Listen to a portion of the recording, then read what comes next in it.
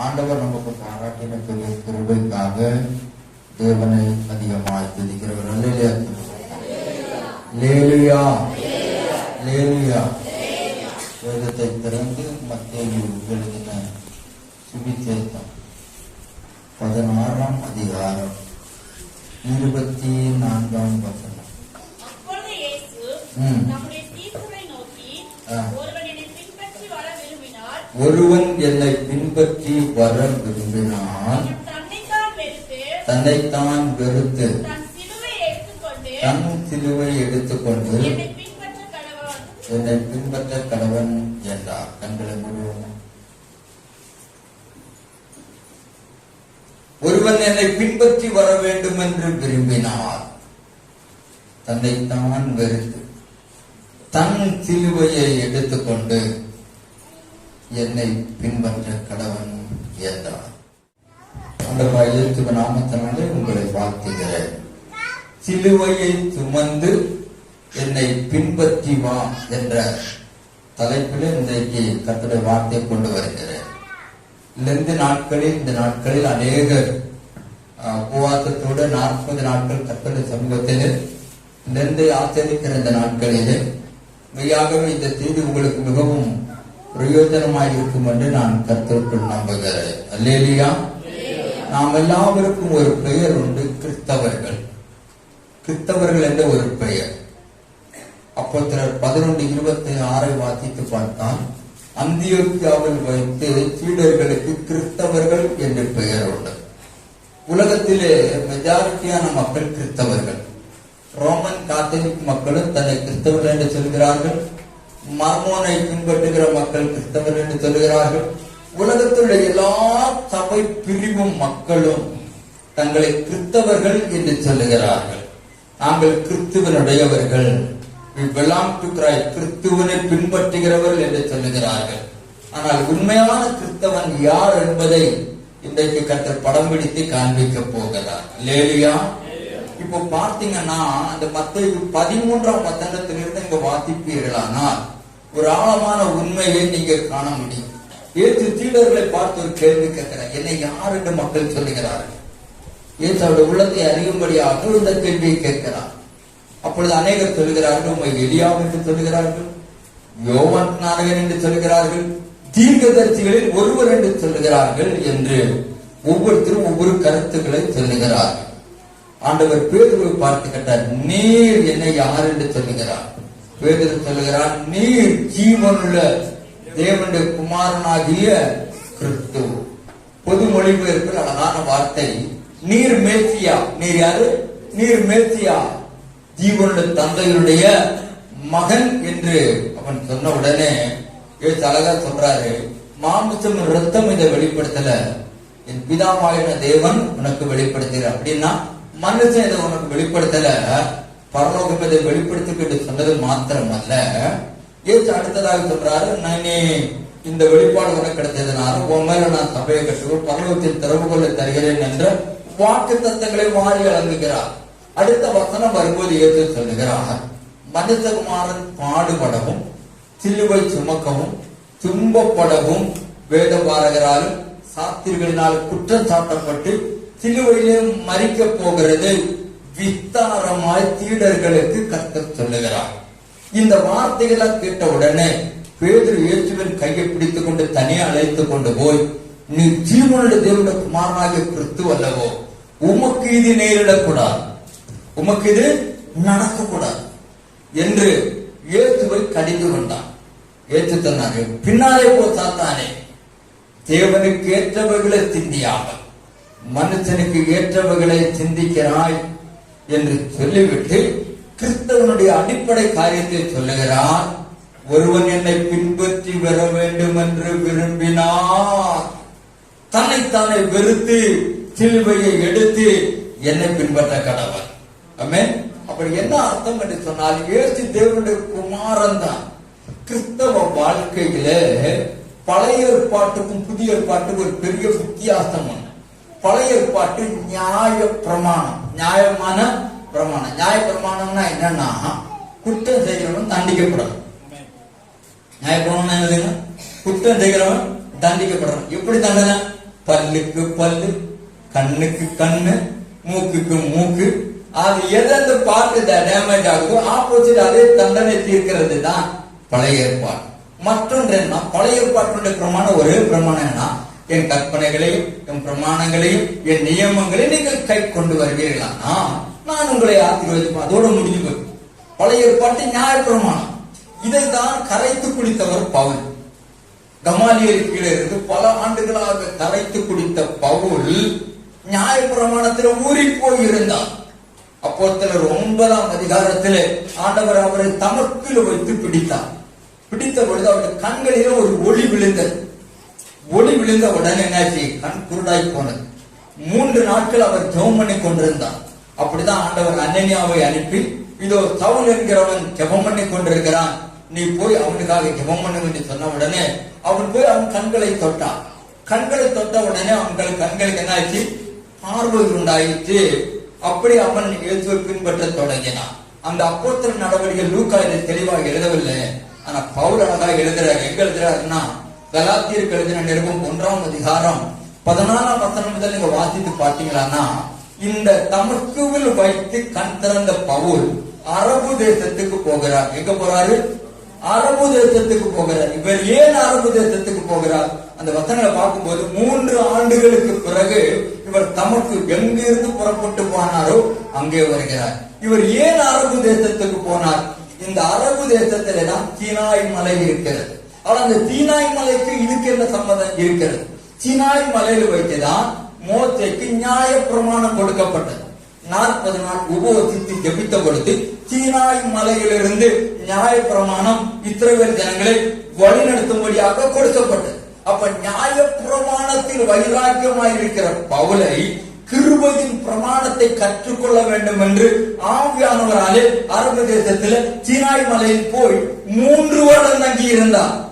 அல்லேலூயா. 3 வருடம் தங்கி இருந்து புரியுறதா? ஊட்டி குளிர் எப்படி இருக்குன்னு ஊட்டியிலிருந்து வர்றவன் சொல்லணும். சொல்லுங்க. கடலினுடைய ஆபத்து என்னன்னா, கடல் வேலை செய்கிறவன் சொல்ல வேண்டும்.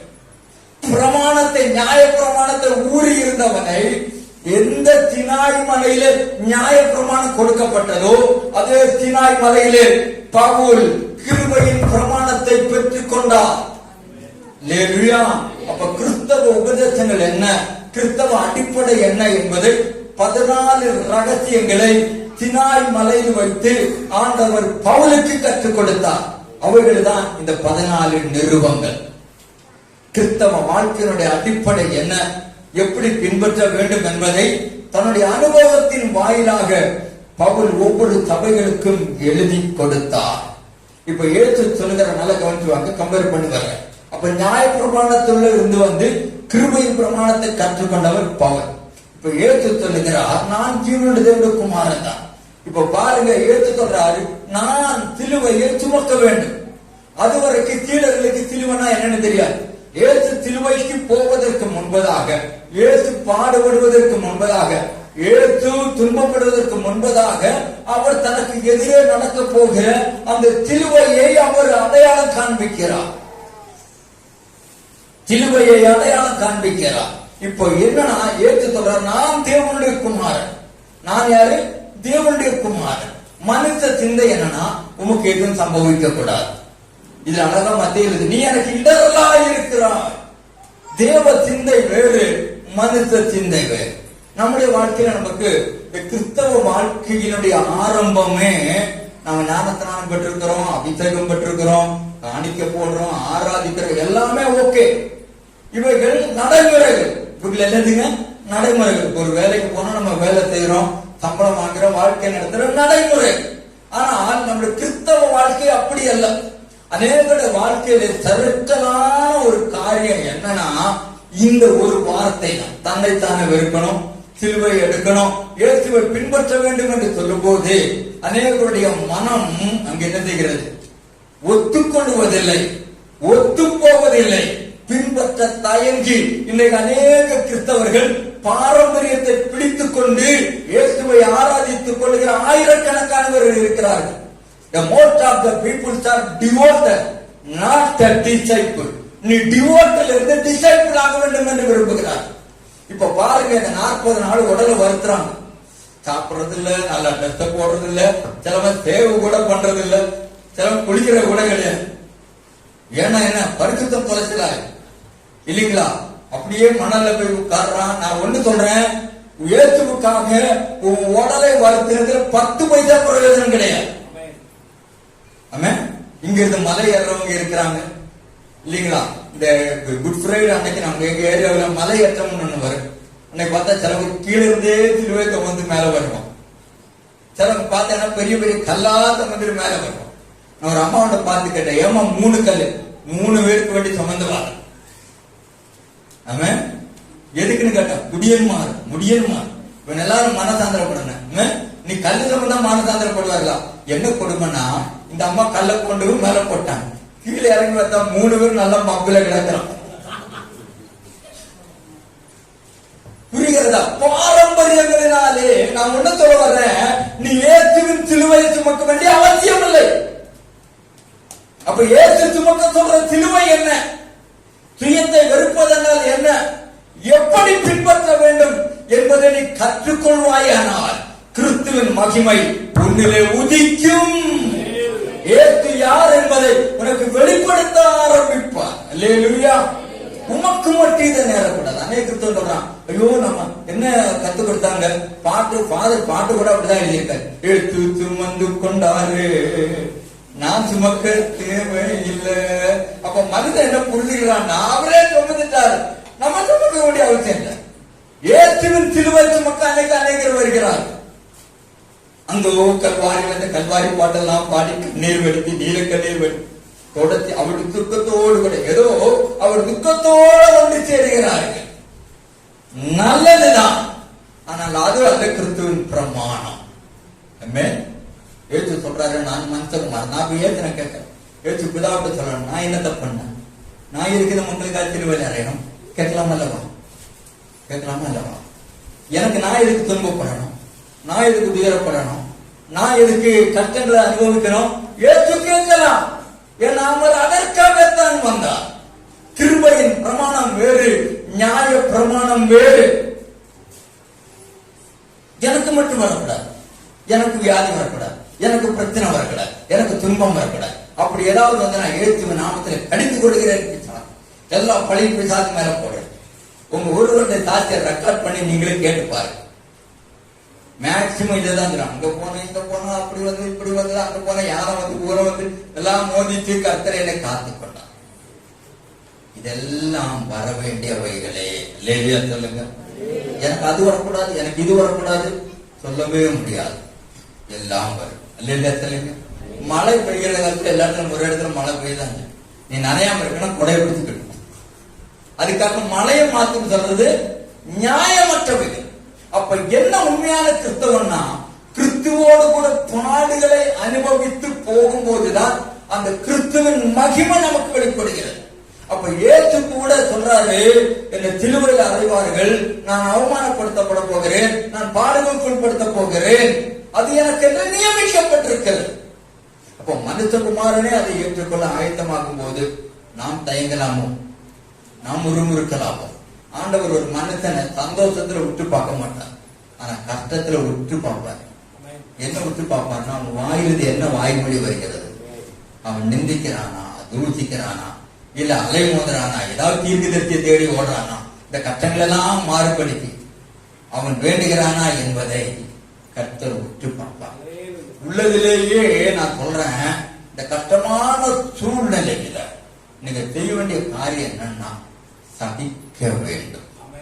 யாக்கோபு 1:12 சொல்லுகிறது, சோதனையை சகிக்கிற மனுஷன் பாக்கியவான். என்ன செய்யணுங்க? சுயத்தை வெறுக்க வேண்டும். சுயம் என்பது என்ன? நான் நம்ம என்ன சொல்றேன்னா, ஆண்டவர் நம்மை பார்க்கும் போது நல்ல கவனிங்க, தன்னைத்தான வெறுத்து, முதல் பகுதி தன்னைத்தான வெறுக்கிறேன்னா என்ன? நான் சொல்ற உடலை வருத்துவது அல்ல, உள்ளத்தை வருத்துவது. சொல்லுங்க, உள்ளத்தை சிந்தை. அதான் சொன்னாரு, தேவ சிந்தை மனுஷ சிந்தை. தேவ சிந்தை மனுஷ சிந்தைனா என்ன? எந்த கஷ்டப்பாடு வராம ஆசீர்வாதம் வரும். தேவ சிந்தை என்ன? பாடுகளுக்குள்ளாக மகிமை வருகிறது, உபத்திரவத்துக்குள்ளாக உயர்வு வருகிறது, பாடுகளுக்குள்ளே ஆசீர்வாதம் இருக்கிறது. சோதனையிலே சாதனை இருக்கிறது, கட்டத்திலே ஆசீர்வாதம் இருக்கிறது. இப்படித்தான் கர்த்தர் மறைத்து வைத்திருக்கிறார். அப்ப புதிய ஏற்பாட்டு பிரமாணம் என்பது கிறிஸ்துவை பின்பற்றுவது. ஏற்று ஒருமுறை சுவிசேஷம் சொல்லிக் கொண்டிருந்தார். சீடர்கள் கேட்கிறார்கள், இவர்களெல்லாம் கடினமாக இருக்கிறது, யார் பின்பற்றக்கூடும்? அப்ப ஏற்று சொன்னார், உங்களாலே கூடாததுதான் தேவனாலே எல்லாம் கூடும். அப்ப நமக்கு என்ன ஆண்டவர் செய்கிறார்னா, எவ்வளவு கட்டங்கள் நமக்கு வருகிறதோ அவைகளே நமக்கு வாழ்க்கையிலே வாய்ப்புகளாக உருவாக்கி கொடுக்கிறார். கஷ்டம் ஒரு வாய்ப்பு, பாடுகள் ஒரு வாய்ப்பு, உபத்திரவம் ஒரு வாய்ப்பு. இவை எதற்கான வாய்ப்பு சொல்லுங்க? ஆசீர்வாதத்துக்கான வாய்ப்பு. கார்மேகத்துக்கு உள்ளே மழை மறைந்திருப்பது போல கட்டத்துக்குள்ளே ஆசீர்வாதம் மறைந்திருக்கிறது. அது குளிர் ஊட்டப்படும் போது, அது காற்றினால வீசி அடிக்கும் போது தேசத்தில் மழை பெய்வது போல ஒவ்வொரு கட்டத்துக்குள்ளேயும் ஆண்டவர் ஆசீர்வாதத்தை மறைத்து வைத்திருக்கிறார். ஆனால் ஜென்ம சுபாவமான மனுஷனோ இவை ஏற்றுக்கொள்ளவும் இவை ஊடாய் போகவும் விரும்புவது இல்லை. ஆகவே பொருளாதார ஆசீர்வாதம் அநேகருக்கு இருக்கு. வீடு இருக்கு, கார் இருக்கு, வீடு இருக்கு, பிசினஸ்ல வருமானம் எல்லாமே இருக்கு. ஆனா ஆவிக்குரிய மேன்மை இல்ல, ஆவிக்குரிய பிரசனம் இல்ல. தேவனுடைய பார்வையில தேவனுக்கு பிரியமான பிள்ளைகளாய் பார்க்க முடிகிறது இல்லை.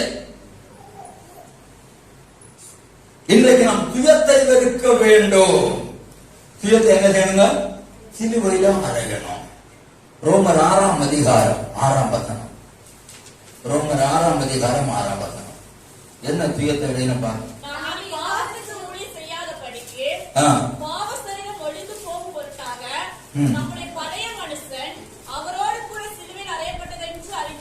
பாருங்க, பாவத்துக்கு ஊழியம் செய்யாதபடிக்கு பாவ சரீரம் ஒழிந்து போகும்படியாக நம்முடைய பழைய மனுஷனை அவரோடு கூட சிலுவையில் அறைய வேண்டும். என்ன பழைய மனுஷன் என்ன? ரோமர் 13:14 வாசிங்க சீக்கிரம். ரோமர் 13:14. பழைய மனுஷன்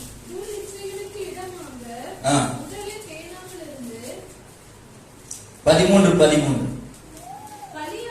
களியாட்டும் வெறியும் வேசித்தனமும்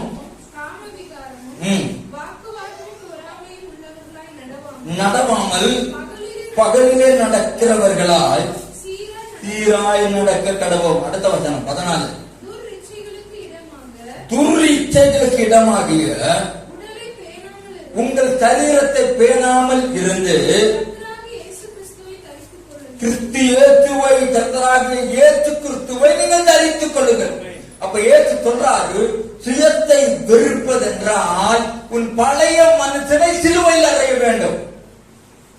ஒருவன் கிறிஸ்துவுக்குள்ளே வந்தால் அவன் புதிய சிருஷ்டியா இருக்கிறான்.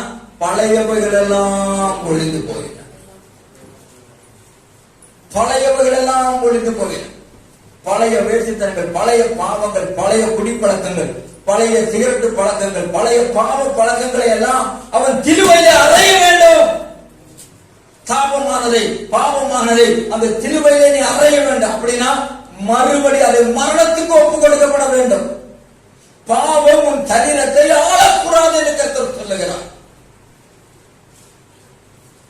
பவுல் சொல்றார், நான் நினைச்சா என்னெல்லாம் பண்ணலாம், ஆனா எல்லாவற்றையும் நான் சிலுவையில் அறைந்து வைத்திருக்கிறேன். அல்லேலூயா.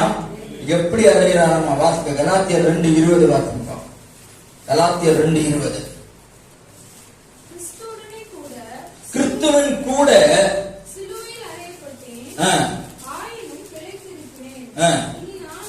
இனி நான் அல்ல, கிறிஸ்துவே என்னில் பிழைத்திருக்கிறவர். அல்லேலூயா சொல்லுவோம்.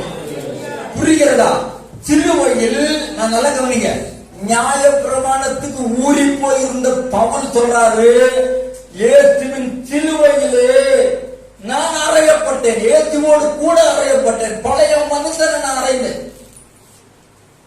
இன்றைக்கு என்ன பிரச்சனை என்னன்னா, விசுவாசிகளுக்குள்ள துணிகரமான பாவம், துணிகரமான பாவம்.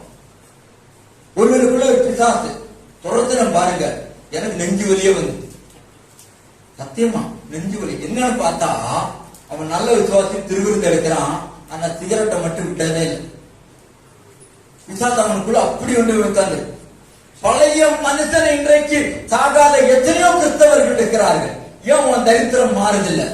ஏன் உன் வாழ்க்கையில் ஆசீர்வாதம் இல்லைன்னா இந்த துணிகரத்தோடு கூட இந்த பந்தியில பங்கெடுக்கிறபடினாலே நாமே நமக்கு நியாய தீர்ப்பை வருத்திக் கொள்ளுகிறோம். சுயத்தை வெறுக்கணும். பழைய பாவம் மனுஷன் என்ன செய்யணுங்க? சிலுவையில அறைய அறைய அறைய நாம் அறைந்திருக்கிறோமா? அவர் சொல்றாரு, நான் ஞாயிற்றுப்பிரமாணத்துல ஊறி போனவங்க, ஆனா நான் கிறிஸ்துவுக்குள்ளே நான் அடைஞ்சிருக்கிறேன். இனி நான் அல்ல, கிறிஸ்து இயேசுவின் சிந்தை. அல்லேலூயா. அவர் உயரணும், நான் தாழணும். பெயர் புகழ் எல்லாமே என் இயேசுவின் நாமத்திற்கே கிறிஸ்து வளரட்டுமே, நமது மறையட்டுமே. உன்னையே வெறுத்து விட்டார், ஊழியம் செய்திடலாம், சுயத்தை சாகடித்தார், சுகமாய் வாழ்ந்திடலாம். தன்னைத்தானே வெறுக்க வேண்டும், ஒட்டுக்கணும். பழைய பாவ மனுஷனை சிலுவையில அறையணும். லேலியா என்ன ஒரு நியாயப்பிரமாண காலத்துல இந்த பாவத்தினுடைய கோரம் வெளிப்படவில்லை. என்றைக்கு ஏற்று சிலுவையில அறைந்து பாவத்துக்கான பரிகாரம் கொடுத்து ரத்தத்தை சிந்தி நம்மை விலக்கி வாங்கினாரோ, நல்லா புரிந்து கொள்ளுங்க, நாம் எல்லாம் தேவனுடைய பிள்ளைகளாய் மாறி இருக்கிறோம். அப்ப தேவனுடைய பிள்ளைகளாய் நாம் மாறும்போது இந்த உலகத்தினுடைய உலகம், மாமிசம், பிசாசு, இது மூன்று நமக்கு எதிரியாக மாறுகின்றன. அப்ப என்ன நான் சொல்றேன்னா, உண்மையான கிறிஸ்தவனுக்கு போராட்டம் வரும், உண்மையான கிறிஸ்தவனுக்கு உபத்திரவம் வரும். வேதத்தை இடத்துல காரணம் இல்லாமல் நம்மளை துன்பப்படுத்துவார். அப்ப சிலுவை என்றால் அநேகருக்கு புரியல. நான் சொல்ற புரியல, கழுத்துல சிலுவை தொங்கி போடுறது அல்ல. ஆமென். சிலுவையினுடைய மேன்மைகள் புரிந்து கொள்ள வேண்டும். இயேசுவின் சிலுவை நீங்க சுமக்க வேண்டிய அவசியம் கிடையாது, உங்களுக்கான. அதான் அவர் சொல்றாரு பாருங்க, லூக்கா எழுதின சுவிசேஷம் 9ஆம் அதிகாரம் 23ஆம் வசனம். லூக்கா 9:23.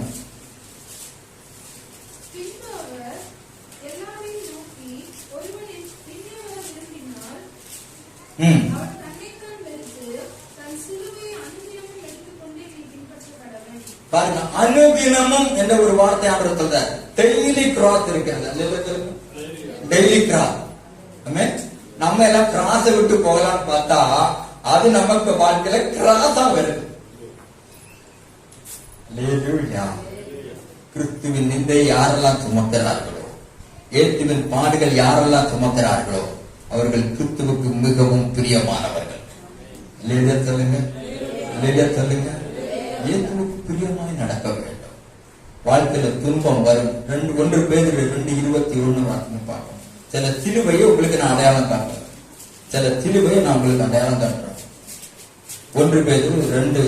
இதற்காக நீங்கள் அழைக்கப்பட்டிருக்கிறீர்கள், ஏனெனில் கிறிஸ்துவும் உங்களுக்காக பாடுபட்டு நீங்கள் தம்முடைய அடிச்சுவடுகளை தொடர்ந்து வரும்படி.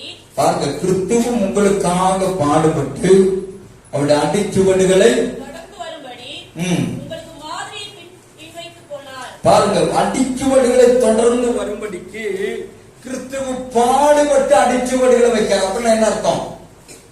நான் பாடுபட்டு, நான் கஷ்டப்பட்டு பாவ நிவர்த்திக்காக, ஆனா நீ வர்ற வாழ்க்கையில வர்ற பாடுகளை அடிச்சுவடுகளாக என்னை பின்பற்றும்படியாக. சொல்லுங்க, நம்முடைய வாழ்க்கையில சகலமும் நலமாய் இருக்கிறது. வேதத்தை வாசிக்கிறோம், எல்லா காரியங்களையும் செய்கிறோம். ஆனா எல்லா சூழ்நிலையும் நன்றாய் இருந்து இப்படி அழகான தேர்ல உட்கார்ந்து ஆராதிக்கிற நமக்கு பாட்டு வருதில்ல, ஆராதனை வருதில்ல. நான் ஆந்திராவுக்கு ஒரு முறை ஊழியத்துக்கு போனேன். ஒரு இடத்துக்கு கூட்டு போனா பார்த்தா 300 பேருக்கு மேல் அதிகமா இருக்கிறாங்க. ஒரு மரத்திற்கு கீழே நின்று ஆராதனை. மரத்துக்கு கீழே வாயில விரியில ஒன்று, இதே மாதிரி கடை கட்டாந்தரையில முழங்கால் போட்டு நிக்கிறாங்க, கதறாங்க, அழுகுறாங்க, பாட்டு பாடுறாங்க. தேவ பிரசனம் அவ்வளவு அதிகமா இருக்கு. எடுத்து வார்த்தை பேசும்போது பிசாசுகள் அலறுகின்றன. நான் ஆச்சரியமாய் பார்த்தேன். வீடு இல்ல, ஒன்றுமில்ல, கூரை இல்ல, ஆராதிக்கிற ஆராதனை. ஆனா நம்ம கர்த்தர் எல்லாமே கொடுத்திருக்கிறார். நாம் எப்படி கர்த்தரை நேசிக்கிறோம்? தலைக்கு மேல பேன் இருக்கிறதுக்கு கீழே தான் உட்காரும் இல்லைங்களா? இனி ஒருபடி மேல போய் ஒரு ஏற்றி கொண்டா நல்லா இருக்குன்னு சொல்லி நம்ம உடம்பு விரும்புது. தவறு இல்லை, தவறு சொல்லல. ஆனா சுக போகமா நம்ம கிறிஸ்தவங்க என்ன பண்ணிருக்காங்கன்னா, பாட்டு பாட படிச்சிருக்காங்க, ஆராதிக்க போக படிச்சிருக்கிறாங்க, கொடுக்க படிச்சிருக்காங்க. ஆனா இன்னும் செல்ஃப் கண்ட்ரோல் வரல. சுயத்தை அடக்குவது என்ன நமக்கு என்ன மனம் சொல்லுது? இன்னைக்கு சில்லி சிக்கன் தான், அதை வாங்காம மனசு விட நம்ம சரீர ஆக்டிவேட் ஆகிடும். இன்னைக்கு ஒரு இடத்துக்கு போனோம், உடனே ஓடிடுறோம். மனசு சொல்றதும் உள்ளம் சொல்றதுக்கு சாய்க்காது. உனக்கு எதிரியே நீதான். அவனை அடக்கு, வசனத்துக்குள்ளே கொண்டு வா. அவனை சிந்தை மாற வேண்டும். மனசன் கேட்ட சிந்தை அல்ல, தேவ சிந்தையுடையவனாய் மாற வேண்டும். அதுதான் சிலுவை சுமப்பது. பாருங்கள், பாடுகளை பற்றி ஒரு காரியத்தை கற்றுக் கொடுத்தார். வாய்ப்புகள் தெரியாது வரும்போது நம்ம எல்லாம் பயன்படுத்திக் கொள்ள வேண்டும். சவுதி அரேபியாவில் நடந்த ஒரு சம்பவம். சமீபத்தில் நான் கேட்ட காரியம், அநேக இஸ்லாமியர்கள் ரகசியமாக வேதத்தை வாசிக்கிறார்கள். ஈசா நபி அவர்களுக்கு வெளிப்படுகிறார். அநேக அறைகளிலே இயேசுவே போய் அநேகருக்கு தான் தான் உண்மையான மேசியா என்று காண்பித்து ரகசிய கிறிஸ்தவர்கள் ஆயிரக்கணக்கான பேர் இருக்கிறார்கள். இன்னும் நான் கேள்விப்பட்டேன்னா, சில கூட்டங்கள்ல பரதா போட்டு வர்றாங்க. சர்ச்சு கிட்ட வந்தோன்னா பரதாய் கவுத்திடுறாங்க. அவருக்கு மாறி வச்சுட்டு அவங்க ஆராய்ச்சி போகும்போது பரதா போட்டு போயிடுறாங்க. கணவனுக்கே தெரியாம மறைமுகமா தெரிஞ்ச கழுத்தை சீவிடுவான். வர்ற எத்தனையோ வைராக்கியம் உள்ள இஸ்லாமியர்கள் இருக்கிறார்கள். இவங்களெல்லாம் பார்த்தா நம்ம தலைமையில நம்ம தான் பரதா போடணும். வெக்கத்துக்குரியவர்களாய் நம்ம மாறுகிறோம். நம்ம வைராக்கியம் எங்க, நம்ம பாடுகளை எங்க? சவுதி அரேபியாவில் நடந்த ஒரு சம்பவம். ஒரு மகள் காலேஜில் படிக்கும் போது ரசிக்கப்பட்டான். ரகசியமா வீட்டுக்கார அவங்க அப்பா இந்த இஸ்லாமிய கோயில்ல உதவு நம்ம பாஸ்டர் மாதிரி வரணும் வைங்களா. சோ இந்த மகள் ரசிக்கப்பட்டா. எப்படி ஒரு அரபி பைபிள் கிடைத்தது, அட்டை எல்லாம் எடுத்து ஒரு பிளாஸ்டிக் இதுல சுருட்டி பாத்ரூம்ல அந்த வாட்டர் க்ளோஸ் இருக்குல்ல அதற்குள்ளே முக்கி வைத்திருந்தான். இப்ப யாருக்கும் தெரியாது. கணவன் போன பிறகு அதிலிருந்து எடுத்து, ஏன்னா பாத்ரூம்ல மட்டும்தான் சிசிடிவி கேமரா கிடையாது, ரொம்ப மொத்தம் வச்சிருக்கிறான். அதனால அந்த மகள் அங்கே முழங்கால் படி போட்டு ஒவ்வொரு பகுதியையும் வாசிப்பாளாம். கண்ணீரோட வாசிப்பாள். இயேசுவை அன்பு கூர்ந்து இயேசுவை நேசித்து பல நாள் வாசித்தான். ஒரு நாள் என்ன நடந்ததுன்னா, தனக்கு 2 பிள்ளைகள். இவளுக்கு இந்த கேமராவெல்லாம் மறந்துட்டான். அப்போ கேட்கிறாங்க, அம்மா போய் சின்ன பிள்ளைகளுக்கு இயேசுவை பற்றி சொல்லிக் கொடுத்து கொண்டிருக்கிறான். சொல்லிக் கொடுத்துக்கிட்டு கரண்டு போயிட்டு என்னாச்சு, கரண்டு போயிட்டு. அப்ப சிசிடிவி கேமரா ஒர்க் ஆகல. பிள்ளைகளை கூப்பிட்டு வச்சு இதை திறந்து வசனத்தை சொல்லி கொண்டிருக்கிறான். ஆபீஸுக்கு புறப்பட்டு போன கணவன், அவன் ஆபீஸ்லயே வேலை பார்க்கறான். திடீர்னு பாக்குறான், ஒரு கேமரா பாத்தீங்கன்னா வீட்டுல டோர்ல ஒரு கேமரா இருக்கும், அது வழியா பாக்குறான். இவன் வேதத்தை குறித்து சொல்லப்பட்டு கொண்டிருப்பாங்க. இவனுக்கு கோபம் தாங்கல. கதவு தனார்னு உள்ள திறந்து வந்துட்டான். பார்த்தா இவளுக்கு கை மூடல, காலு மூடல, ஏன்னா முன்னாலே இருக்குது. அது என்னன்னு எடுத்து பார்த்தா பைபிள். இவன் யாரத வாசிப்பு தர ஒண்ணுமே கேட்கல. ஒரு பெரிய வாழ், அவங்களுக்கு பெரிய வாழ் எடுத்து தன் மனைவியை துண்டமாக வெட்டினான். பிள்ளைகளை 2 வெட்டி போட்டான். அப்படியே கார் டிக்கில தூக்கி போட்டு ஒரு வனாந்தரமான மணல் பிரதேசம் அல்லவா, சவுதி எல்லாமே மணல் பிரதேசம். அப்ப அங்க ஆளுகளை அடக்கம் செய்கிற இடத்துக்கு குழியை தோண்டினான். தனித்தியாக குழியை தோண்டி மனைவியும் பிள்ளைகளையும் ஒரு பேக் கூட பண்ணாம அப்படியே மணல் வச்சு மூடிட்டான். வீட்டுக்கு வந்துட்டான். அந்த ரத்த கரையெல்லாம் தொடச்சி இணைக்கிட்டான். யாருக்கும் தெரியாத போல போய் என்ன அந்த வாழை கொண்டு போய் அல்லாவுக்கு முன்னால காண்பிச்சு, ஜிகாத் இதுதான் நான் பண்ணிருக்கேன், உனக்கு நான் சேவை பண்ணிருக்கேன். உன்னை தவிர இஸ்லாமியர்கள் இருப்பது அல்லாவை தவிர வேற யாரையும் வணங்க கூடாது. என் மனைவி என்று பாராம உனக்குன்னு வைராக்கியம் காட்டியிருக்கேன்னு சொல்லி அந்த ரத்தத்தை தொடச்சி அல்லாவுக்கு பூசி அல்லாவுக்கு ஒப்புரவாய் வந்துட்டாங்க. இந்த அடக்கம் பண்ண இடத்துல 3 நாட்களுக்கு பிறகு வேறொருவர் அடக்கம் பண்ண கொண்டு போயிருக்கான். அடக்கம் பண்ண கொண்டு போய் பார்த்தேன்னா, இது பக்கத்துல தோண்டும் போது ஒரு பெரிய ஆச்சரியம். என்ன ஆச்சரியம்னா, 6 அடி குழியிலே 5 அடிக்கு கீழேயும் மேலேயும் மணல் நின்று கொண்டிருந்தது. திடீரென்று பார்த்தால் ஒரு தாய் குழந்தைக்கு பால் ஊட்டி கொண்டிருக்கிறாள். பக்கத்தில் ஒரு குழந்தை நின்று கொண்டிருக்கிறது. தேவதூதன் நின்று கொண்டிருந்தான். ஆச்சரியம்.